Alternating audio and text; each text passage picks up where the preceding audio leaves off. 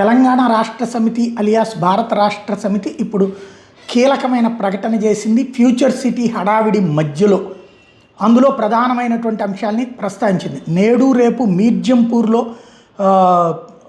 జరుగుతున్న future city global సమ్మిట్లో future city vision document విడుదల చేస్తున్నారని పత్రికల వార్తలు వచ్చినాయి.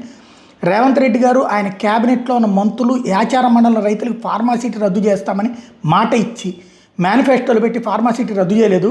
ఓ పక్కన ఇక్కడ ఫ్యూచర్ సిటీ కడతామంటూ కోర్టులో మాత్రం మేము ఫార్మాసిటీని కొనసాగిస్తున్నామని అఫిడవిట్ ఇచ్చారు.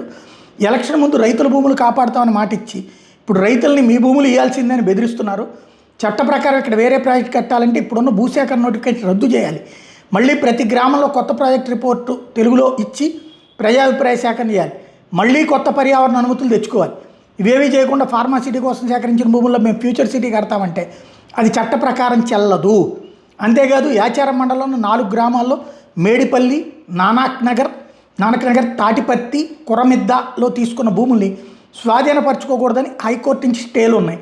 కాబట్టి ఈ భూములను చూపించి ఇక్కడ మేము ఫ్యూచర్ సిటీ కడతామని ప్రపంచ దేశాల అధినేతలకు పారిశ్రామిక సంస్థల్ని నమ్మించడం ప్రభుత్వం చేస్తున్న మోసం.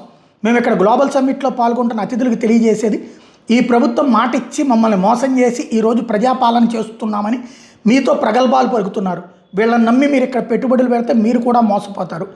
ఇట్లు ఫార్మాసిటీ వ్యతిరేక పోరాట కమిటీ పేరుతో బీఆర్ఎస్ హడావిడి చేస్తుంది. దీంతో ఇప్పుడు సంచలనం అవుతోంది.